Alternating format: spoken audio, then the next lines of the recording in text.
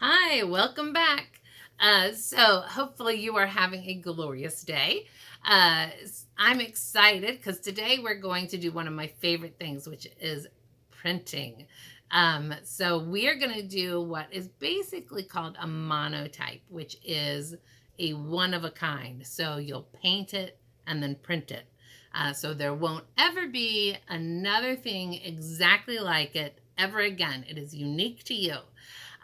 So what we're happy to have partnered with Pyramid Atlantic, which is an amazing print place. That they just have this amazing machinery and great people, and it's right in Hyattsville. So close by, I would encourage you. They have lots of different events and things. They have art shows.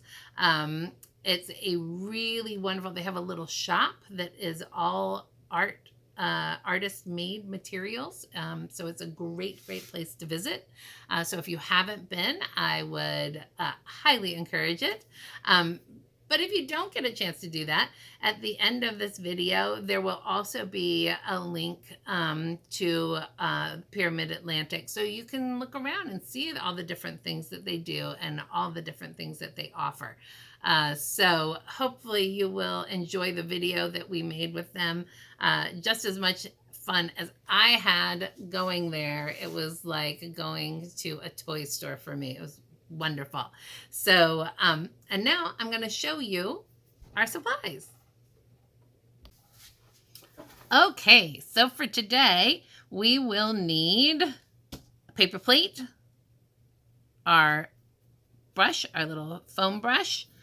This is for water because it will help keep our brush clean. This is to put our paint on. We'll have our 2 colors of paint. So you can make paint with 1 color or 2. So the print can use 1 or more. If you want to mix them together and see what color they make, you can do that too. You will have Q-tips. This is for drawing on the print. You'll have 1 little printing plate. So you can see it's, or you might be able to hear it. So it's got a little bit of sounds a little bit like a drum. Okay, and this will be for painting on and then printing. So this is your printing plate. And then you should have these small pieces of paper that we mentioned before.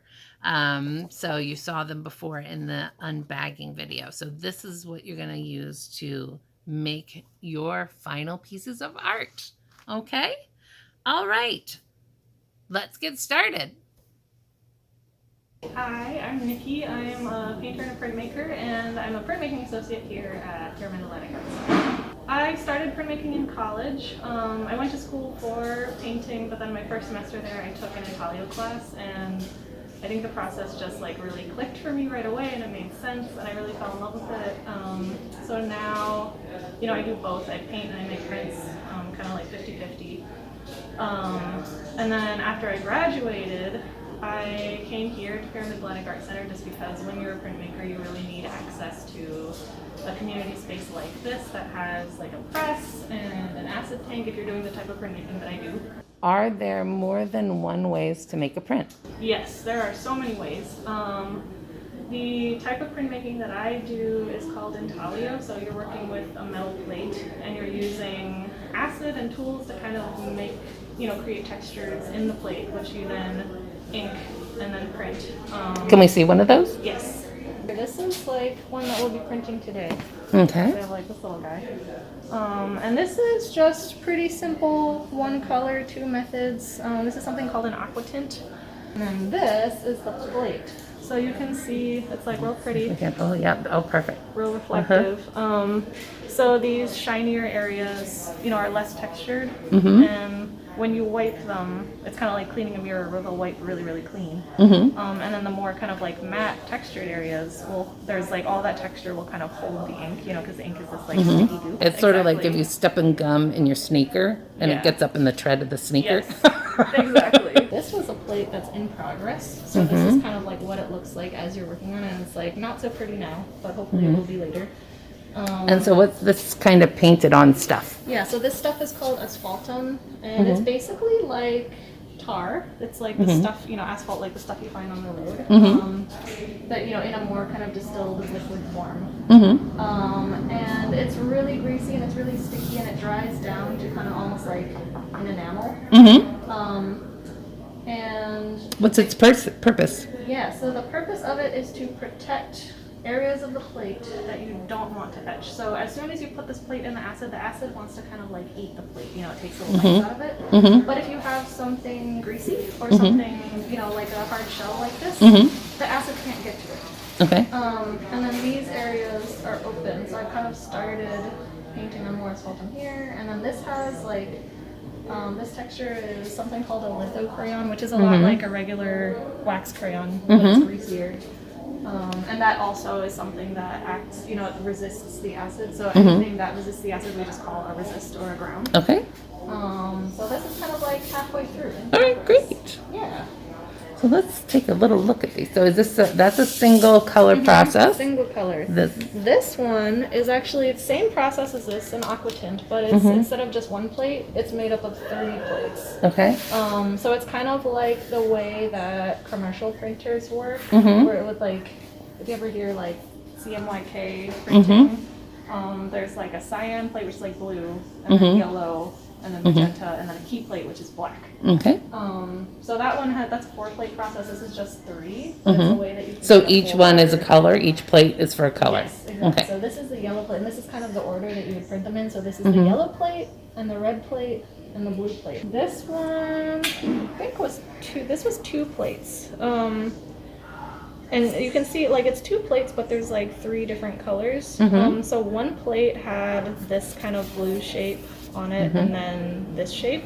And then the other plate had this shape and these 2 shapes. This is the ink.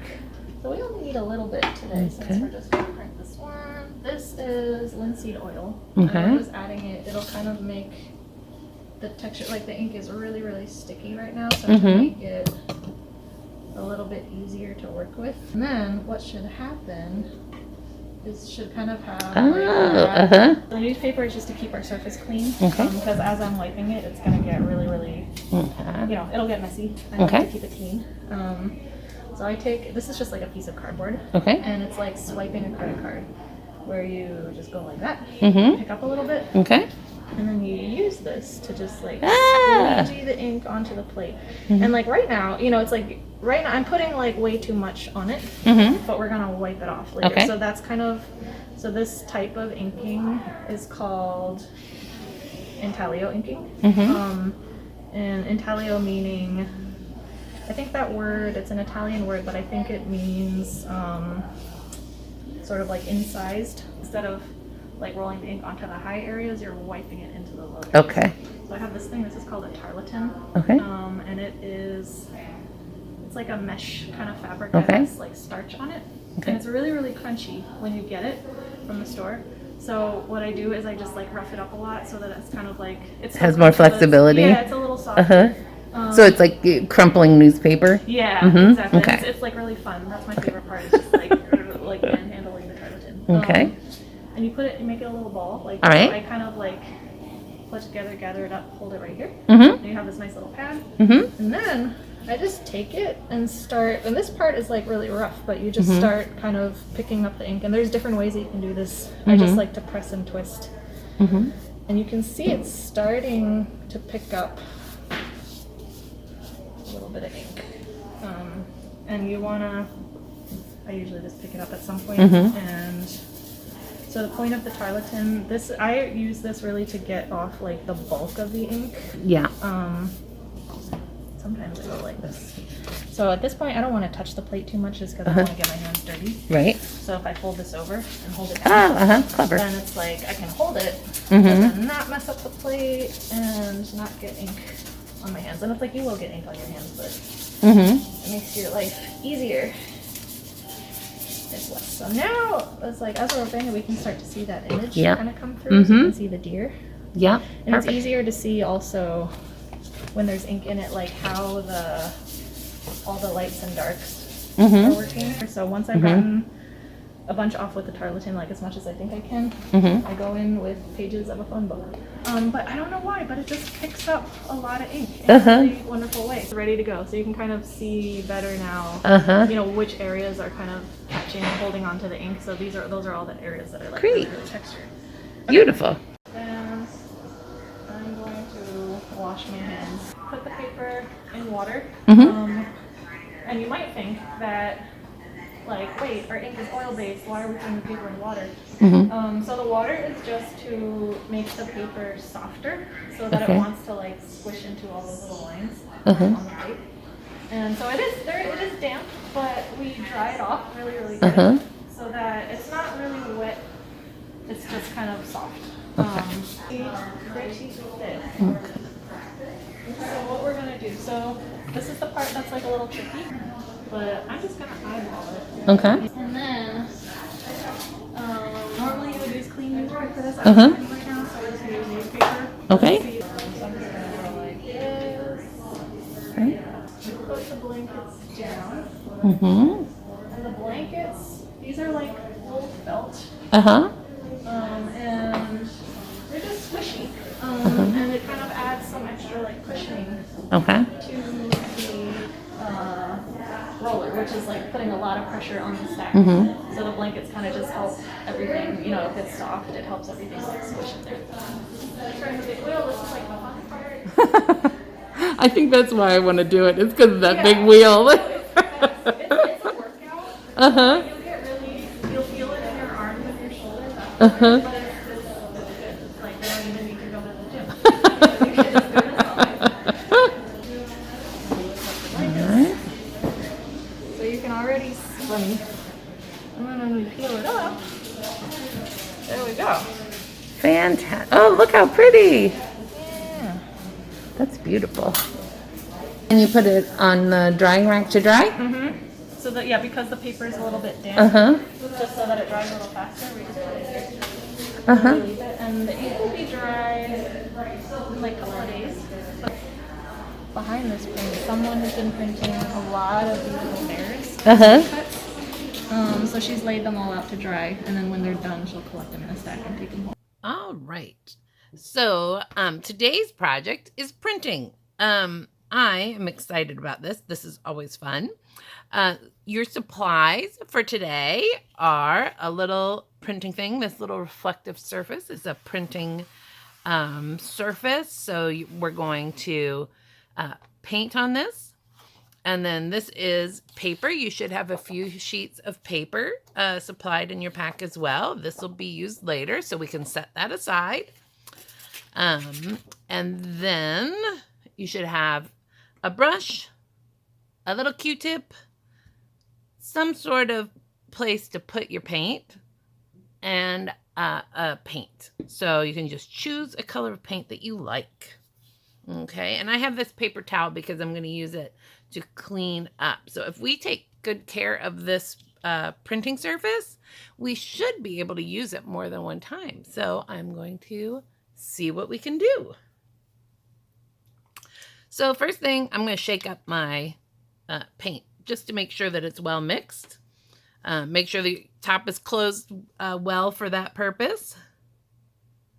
And I'm going to put a little bit of paint out there. And actually, now that I think of it, I'm going to put a blank piece of paper under this just to keep my work surface neat. So if you're going to be painting, it's always a good idea to put a little something on your work surface to keep it neat. You'll see on my table, it's kind of messy, but this is a dedicated art table. I don't eat at this table or anything like that. So I can get it kind of messy. But if you're using a table that you use for other things, you might want to keep it a little bit clean. So I'm just taking some of my paint and I am covering the whole little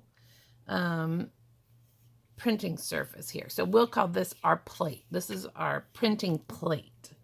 Okay, and you probably saw a video in the video, different kinds of plate. This is something that I think might be made of styrofoam, but you can still, use it as a surface. Any surface that your ink or paint can't get absorbed into can be used as a printing plate. You could probably even use a cookie sheet if you wanted to. So now you want to move kind of fast because acrylic paint dries pretty quickly. So if I draw, I'll draw a tree because I think that lends itself to the green, right? So I'm going to just put a little tree in here, and I'm just drawing with my Q-tip. And you see I have my little fingerprints over here on the side. So I'm going to take a little bit of paint and just sort of try to get them out of the way just to minimize them. It's okay if they're there. It's fine. And then I'm going to take my ink, because what it is I'm going to lay my paper down. So I want to remove this so that none of that paint gets transferred. And then I'm going to take my piece of paper. I'm going to line it up here, sort of the way you saw our artists do it before on the video. You don't want to squish it around too much because it might kind of bleed. And then I'm just using my hand. That's okay that that's on the back. This is, you know, our first try. We're going to get things in places maybe if we were more experienced that we wouldn't, but that's fine. And I'm just rubbing this down. Lots of pressure. Lots of real good heavy pressure. You hear that? So I've got like a lot of pressure going on. And then, voila! We have a print of a tree. And so all this little texture can be used to make a really interesting pattern. And what's nice, so then I set this aside to dry. So this is going to go over to the side there. If I take really good care of this, I can use it again. So I have a little thing of water over here that I am dipping my paper towel in. And so what I want to do is come back in here, and I'm just sort of wetting the surface. I'm doing this a little bit more gently so that I can reuse it. I don't want to damage it. You can see this one's already been bent a couple of times, and that's okay. That just shows that a human was involved in this printing process, so it's all right. You know, we don't want it to be too perfect, because then a machine could have made it. All right, so now I have a clean surface. I'm going to put my little rag over here to the side. And I need a little bit more paint. So I'm just for good measure, I'm going to shake it up again. And I will put some there. Now what I can do, so in that first one, you saw I covered the whole plate with paint, right? And so in this one, if I want to do it a little bit differently, I can take my Q-tip and I can draw my tree with my Q-tip. If you have a brush, you can use that too. I just tend to like to use things that I kind of have laying around the house that it makes me feel sort of like an inventor or something. So I'll just do my little tree like this. And if I want to make some areas a little bit heavier, I can do that. And that'll get a little squished, and that's fine. Because, you know, when we put the pressure down, okay? So we'll just go with that one right there. All right. And I have a second piece of paper. And I'm going to do the same thing I did with the other one. I'm just going to lay this down here, kind of drop it into place. And then again, rub really hard.